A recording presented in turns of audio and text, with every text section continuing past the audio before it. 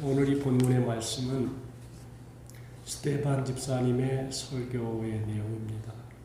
스테반 집사님이 설교한 내용이지만 역사를 꿰뚫고 있는 창세기에서부터 1장부터 마지막 50장까지 쭉 이렇게 설교를 내용 정리를 잘 하고 계십니다.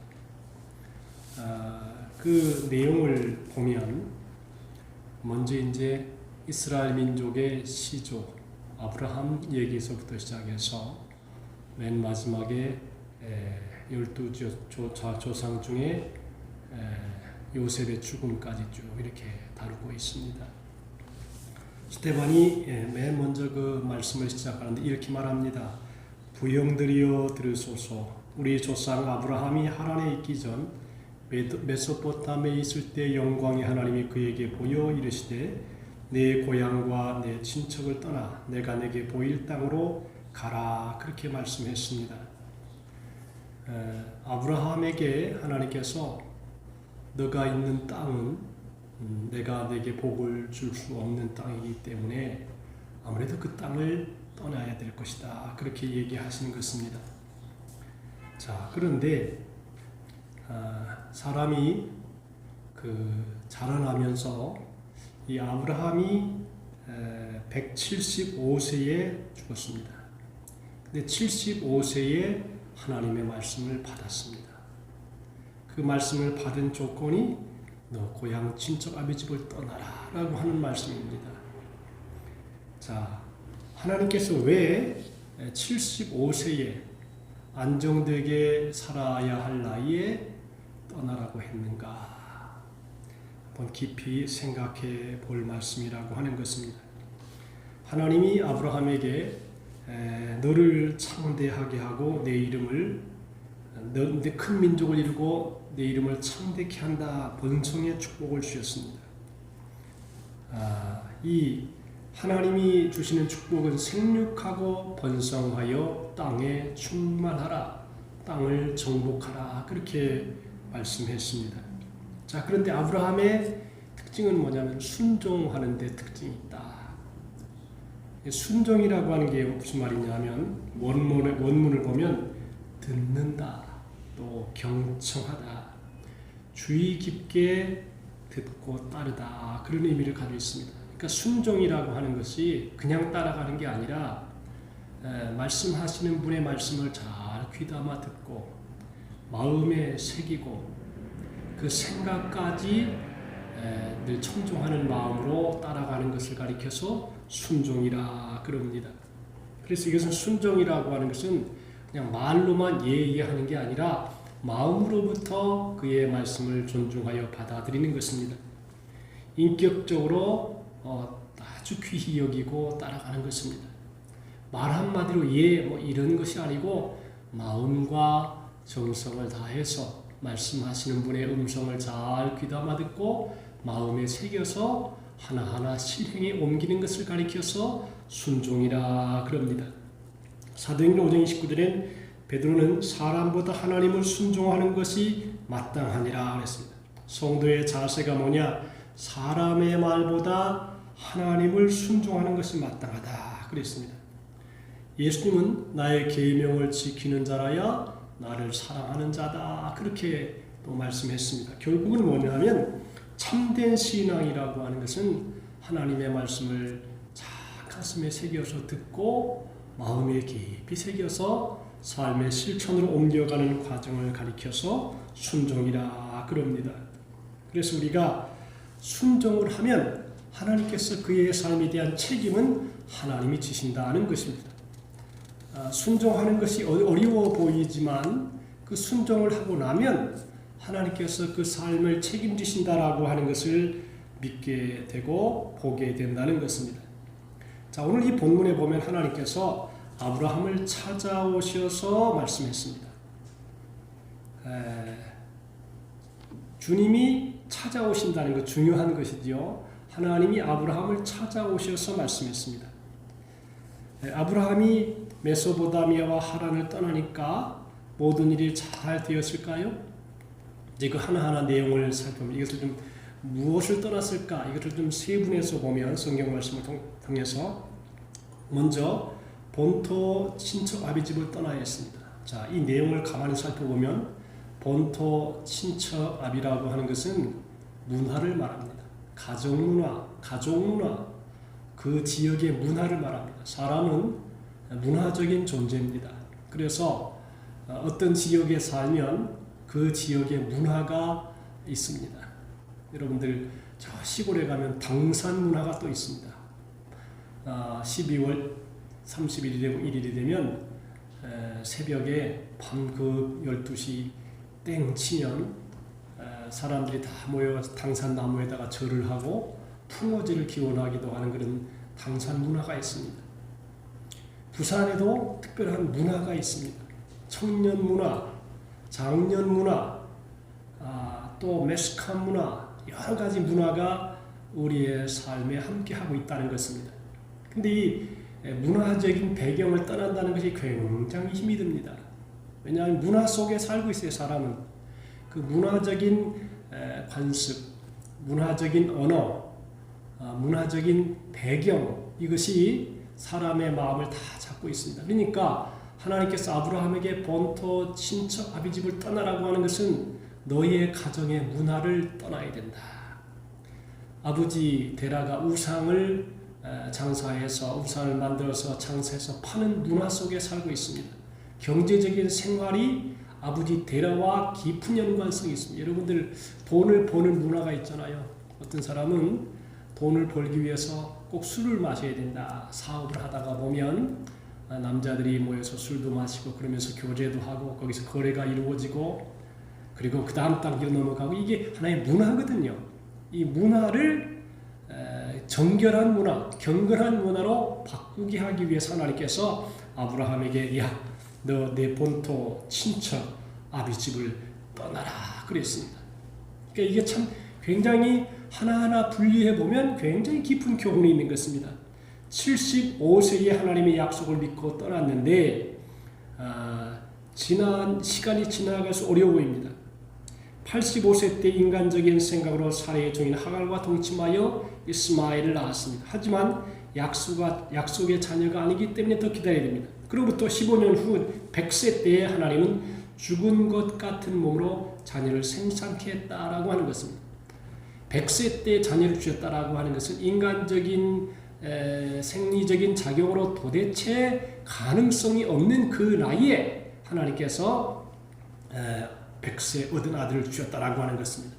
그러니까 하나님의 역사라고 하는 것이 참 희귀합니다. 하나님은 도대체 인간이 볼 때 가능성이 없을 때 그 불가능 속에서 하나님의 일을 하게 하신다라고 하는 것입니다. 이것이 하나님의 섭리입니다. 그래서 하나님은 아브라함에게 본토 친척 아비집을 떠나서 내가 암탉이 병아리가 암탉 품에 있는 것처럼 포근하게 편안하게 경제생활도 하고 가족과의 관계가 있는 아브라함에게 떠나라고 했습니다. 너 아버지 집에 붙어 있다가는 하나님의 귀한 축복의 사명을 감당하지 못한다 그래서 떠나라고 하는 것입니다. 성경에도 보면 하나님께서 그 야곱의 12아들 중에 요셉을 집을 떠나게 합니다. 아버지 집에 있으면 늘 사랑을 받는 그런 위치에 있지요. 그런데 하나님께서 이 내용을 쭉 이렇게 뒤집어 보면 요셉이 감옥에도 들어가고 억울함도 받고 그리고 도대체 대접받지 못할 그런 역경을 당하면서 요셉이 연단됩니다. 그리고 애굽의 총리 대신이 됩니다. 만약에 아버지 집을 떠나지 않았으면 그러한 모든 연단과 훈련은 이렇게 만들어지지 않았다라고 하는 것입니다. 떠났기 때문에 포근한 품을 떠나서 거센 훈련을 받고 인격적인 훈련을 받고 연단을 받고 깨어지고 또 자아도 무너지고 도대체 있을 수 없는 상황과 환경 속에서 이겨나가는 거친 파도가 유능한 항해사를 만드는 것처럼 요셉은 아주 거친 어려운 환경 속에서 지도자적인 리더십을 갖게 하고 또 생각도 깊어지고 넓어지고 그래서 나라와 민족을 다스리는 거대한 애굽 제국을 리더하는 그러한 지도자로 성장하게 됩니다. 만약에 아버지 집에 계속 있었다라고 하면 그런 인물이 될 수 없었을 것이다 라고 하는 것입니다. 어떻게 보면 부모는요 자식이 늘 안타깝습니다. 그 사랑의 눈으로 보기 때문에 여러분들 아들이 100세를 먹어도 아버지가 130세 먹으면 계속 아들입니다. 근데 하나님께서는 하나님의 사람을 키우기 위해서 일부러 집을 떠나게도 하신다. 그렇게 보는 것입니다. 하나님이 아브라함에게 본토 친척 아버지 집을 떠나라. 그래서 문화적인 배경, 환경적인 배경, 자기를 보호하는 그 모든 배경에서 떠나게 했습니다. 두 번째로는 사람과 분리하게 했습니다. 아브라함이 하란에 거하다가 아비가 죽음에 하나님이 그를 이 땅으로 옮기셨느니라 했습니다. 아브라함은 갈대아를 떠나긴 했지만 하나님이 지시하신 곳에 바로 가지 못했습니다. 왜냐하면 그 아버지 데라 때문이었습니다. 하란 지역에 가서 14년을 지체합니다. 하나님이 인도대로 끝까지 가야 하는데 철저한 순종이 필요합니다. 순종하다가 아이고 힘들다 해가지고 또 포기해버립니다. 이제 그러면 순종이 안 되는 것이죠. 순종이라고 하는 것은 100%가 돼야 되거든요. 여러분 물이 끓을 때에 98도만 안 끓는 것입니다. 99도, 100도가 돼야 돼요. 완전히 차야지만이 끓는 것입니다. 떠나는 것은 분리를 의미합니다. 인간의 마지막은 하나님의 시작이 되기도 합니다. 자, 그래서 하나님은 완전히 두 손 들 때에 하나님이 역사하신다는 것입니다. 하나님은 내가 믿든지 말든지 상관없이 일하시지 않습니다. 믿음을 보고 일하신다는 것이에요. 약속의 땅인 가나안에 도착했지만 아브라함에게 발붙일 만한 땅도 주어지지 않았습니다. 정확히 말하면 가나안 땅에 도착 후에 62년이 되었을 때에 아내를 매장할 묘지를 구입했습니다. 땅이 없었어요. 여러분 땅이라고 하는 것은 굉장히 중요하죠. 땅에서 우리의 필요한 게 다 나옵니다. 먹을 것, 마실 것, 입을 것, 상거래 그리고 가족이 생활할 것 땅에서 다 나옵니다. 근데 아브라함에게는 하나님이 땅과 떠나겠다라고 하는 것입니다. 땅다오 이제 그런 얘기를 하죠. 그래서 하나님께서 축복하실 때에는 반드시 땅도 분리시킨다. 거기서 영원히 거하는 것이 아니다라고 하는 의미를 던져준다는 것입니다. 하나님이 이같이 말씀하실 때 그 후손이 땅에서 나그네가 되리니 그 땅 사람들이 종으로 삼아 400년 동안을 괴롭게 하리라고 했습니다. 자, 아브라함의 자손들이 야곱이 12아들을 낳고 애굽으로 이스라엘 백성들이 이제 고센 땅에 거하게 되는데 그 고센 땅에서 굉장히 중요한 의미를 줍니다. 왜 하나님이 땅을 떠나겠느냐? 7장 5절에 보니까 그러나 여기서 발붙일 만큼도 유업을 주지 아니하시고 다만 이 땅을 아직도 자식이 없는 저와 저의 씨에게 소유로 주신다고 약속했으며 했습니다. 자, 여러분 유목민이라고 하는 것은 늘 이동이 심합니다. 몽골 사람이 유목민이에요. 근데 유목민이라고 하는 것은 안정되지가 않습니다. 그러니까 자손을 번식할 수가 없어요. 유목민은 늘 왔다 갔다 해야 되기 때문에 그 속에서 안정되게 자녀를 키울 수 없습니다. 하나님께서 이스라엘인들을 유목민 아닙니까? 유목민인데 이것을 잠시 멈추게 합니다. 어디에서? 고센 땅에서. 고센 땅에서 애굽 땅에서 살면서 하나님이 대단한 번성을 주십니다. 애굽 땅에 정착하여 살면서 470명이 들어갔는데 처음에 400년 만에 200에서 300만으로 늘어나게 하십니다. 확 늘어납니다. 야, 이게 귀한 섭리예요. 인간이 살아가는 게 자기 마음대로 사는 것 같지만 하나님께서 이스라엘 백성들을 70명, 아브라함, 이삭, 야곱의 자손들을 70년 동안 70명을 400년 만에 고센 땅에 거하면서 막 늘어나요. 여러분들 이게 하나님의 섭리라. 유목 민족이 하나님께서 고센 땅에 거하면서 애굽 사람과 분리된 삶을 살고 분리된 문화를 가지고 있고 또 하나님을 섬기는 그런 신앙으로 200~300만 명이 막 늘어나게 합니다. 자, 그러니까 이것을 우리가 거주하는 것도 가만히 보면 내 마음대로 하는 것 같지만 하나님께서 섭리와 뜻에 따라서 거주하게 하신다. 이사 가는 것도 이사 오는 것도 그리고 내가 어떤 일정한 땅에 거하는 것도 어떻게 여러분 우리가 부산 땅에 사는 것도 이게 내 마음대로 하는 게 아니라 하나님의 섭리가 있다. 이 땅에서 하나님이 하실 일이 있다라고 하는 것입니다. 자, 그래서 모세를 구원자로 세워서 애굽에서 탈출을 시켜 가나안을 심판하려 했습니다. 가나안 족속들을 멸해야 되는데 그 죄악 때문에 진멸당하는 그런 일들이 있습니다. 하나님이 무자비하고 죽이는 것을 좋아하는 분이 아닙니다. 하나님께서 우리의 죄를 그냥 용서하시면 되지 예수님을 십자가에 왜 죽게 했을까? 그냥 용서하면 하나님은 공의롭지 못하게 됩니다. 그래서 죄는 반드시 대가를 치러야 되는데 우리를 사랑하시는 그 용서의 대가가 예수님의 십자가의 죽음인 것입니다. 자, 그런데 여러분들 이 내용을 보면 뭘 할 수 있냐면 하나님이 가나안 족속을 그냥 밀어붙이지 않았어요. 때를 따라서 하나님께서 야 가나안 족속을 물리쳐라. 그리고 7 족속을 멸하라. 그러면서 놔뒀어요. 근데 여러분들이 이스라엘 민족이 순종하지 않아요. 가나안 족속을 놔둡니다. 그게 나중에 또 올무가 됩니다. 근데 하나님이 사람을 축복하는 방법 중에 그냥 고기를 던져놓고 먹으라 그러지 아니하고 고기를 잡으라. 방법을 가르쳐 주는 것입니다. 하나님께서 왜? 그 다음에 중요한 게 뭐냐면 아브라함의 하나님, 이삭의 하나님, 야곱의 하나님이었어요. 하나님이 아브라함과 이삭과 야곱의 하나님이라고 하는 것은 보세요. 1대 하나님, 2대 이삭의 하나님, 3대 야곱의 하나님이에요. 그리고 그 다음에 요셉이 나와요. 자, 이 내용을 보면 뭘 할 수 있냐면 하나님이 사람을 쓰실 때에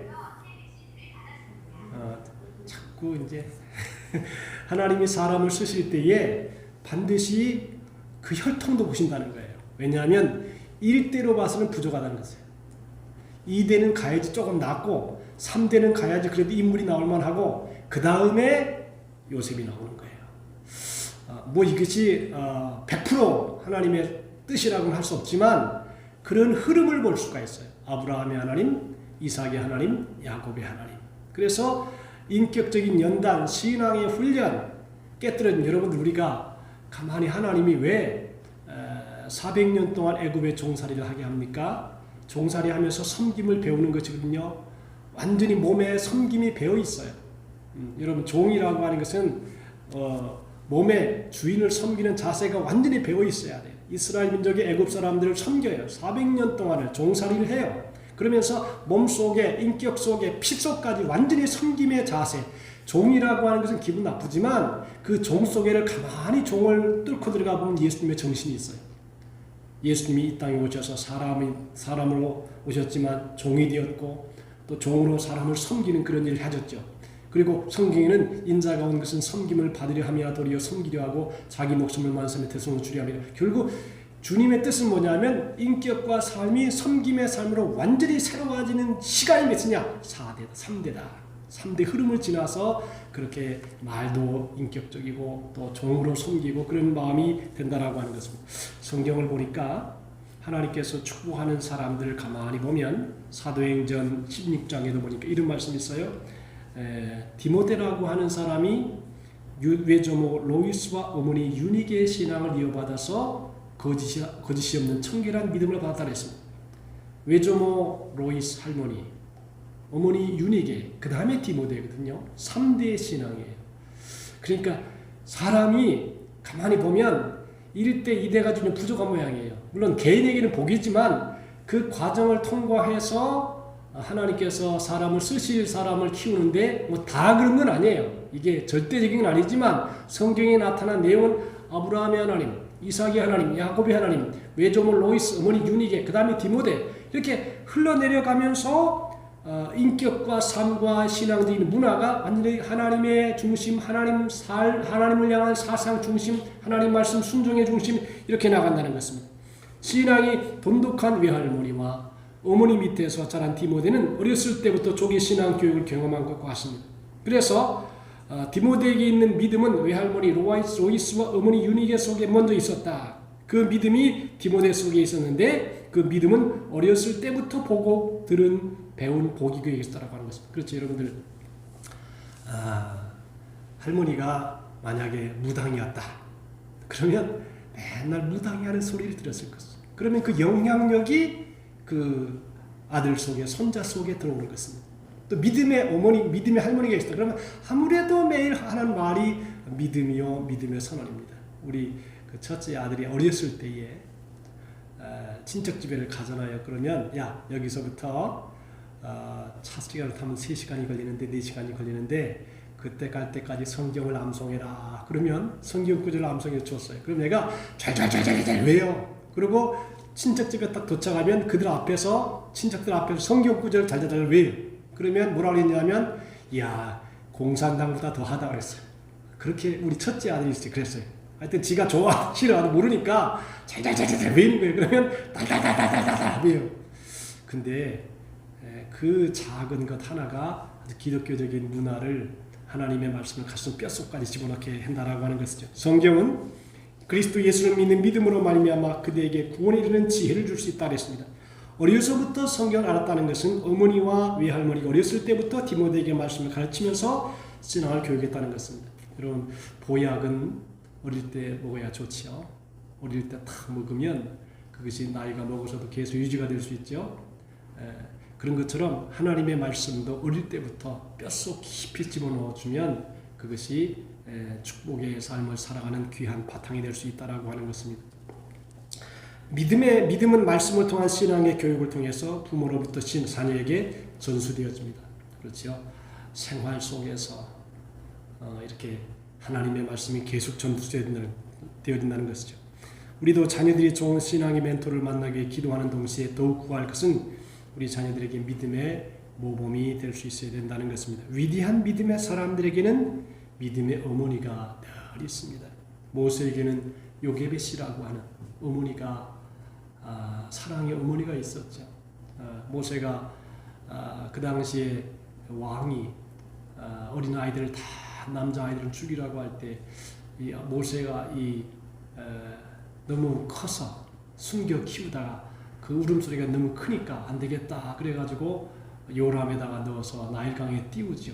그 어머니가 끝까지 살려고 최선을 다한 거예요. 하야, 죽이면 안 되는데 살리다가, 그러다가 요게벳이 나일강에다가 띄우고, 그 나일강에 띄운 모세를 갖다가 애굽 공주가 왕궁에서 키우게 되지요.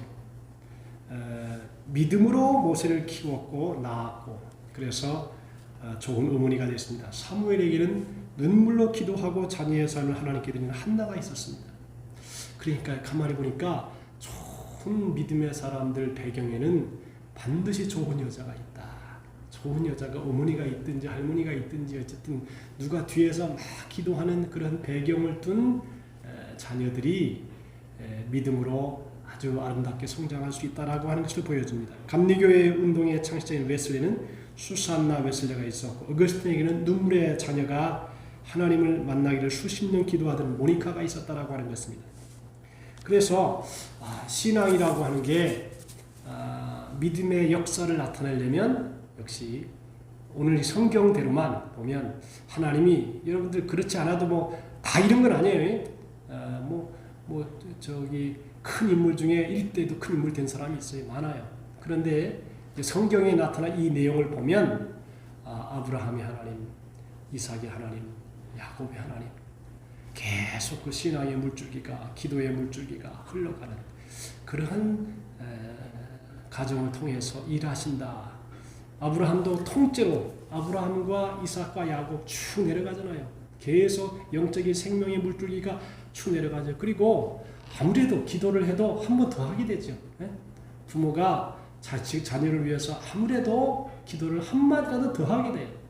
그냥 기도를 안 받고 자란 사람하고 매일 물 주듯이 새벽에 나와서 또 뭐 주일날 나와서 내 자녀들을 위해서 계속 신앙의 물을 주는 것, 믿음의 물을 주고 기도의 물을 주고 은혜의 물을 계속 주게 되면 아무래도 그 자녀들이 그냥 맨 땅에서 자란 자녀보다 훨씬 더 윤택하고 복되게 인생을 살아갈 수 있다. 그렇게 보는 것입니다. 그래서 이왕 살리면 기도하기를, 하나님, 내 때만 하나님 섬기는 게 아니라 내 자식 때에도, 내 손자 때에도, 증손자, 고손자 때에도 이렇게 쭉 하나님을 섬겨서 하나님의 은혜가, 그 기독교적인 신앙의 문화가 몸속에 배고 생각 속에 배고, 마치 향수가 몸에 깊이 배이면 가는 곳마다 좋은 향내를 풍기는 것처럼 우리의 삶도 그런 은혜 속에 거해야 되겠다라고 하는 것을 볼 수 있습니다. 그래서 이 세상에 그냥 한꺼번에 뭐가 뻥 터지는 건 없어요.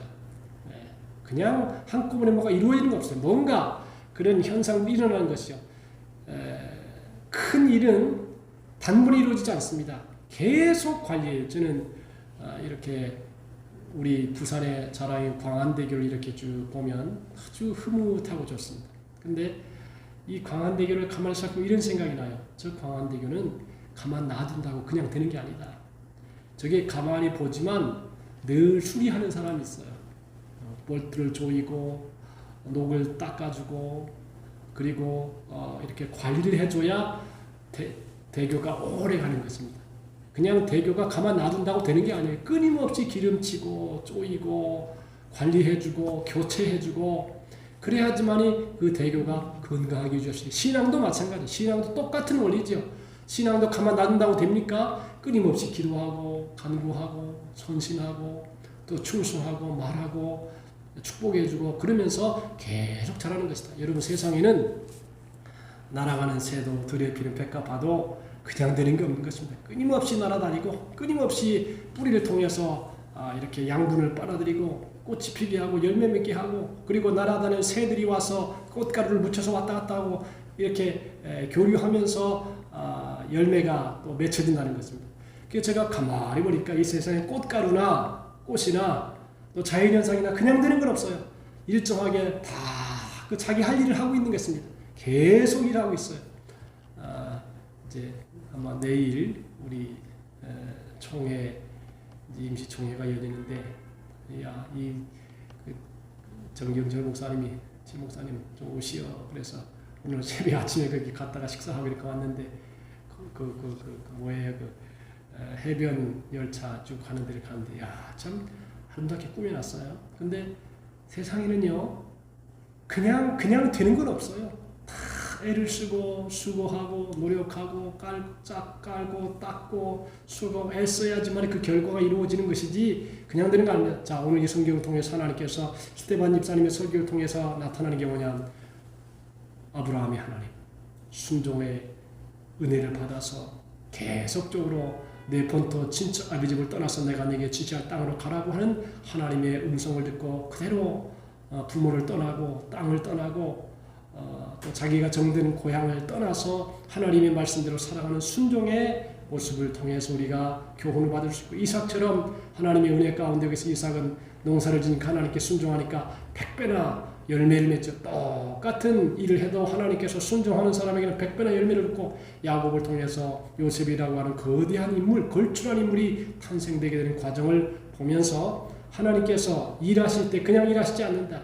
우리가 여러분들 매일매일 물을 맞고 이 몸이라는 게 기가 막히잖아요. 새벽에 딱 나오면 여러분들이 물을 한다면 그게 굉장히 몸에 영향을 주는 것입니다. 그래서 오늘 우리가 조그마한 것 하나라도 하나님의 섭리와 뜻에 따라서 잘 움직이는 것을 알고 우리와 우리 자손들이 아브라함과 이삭과 야곱의 집에 받았던 그런 축복을 우리 모두가 받을 수 있게 되시기를 주님의 이름으로 축복합니다.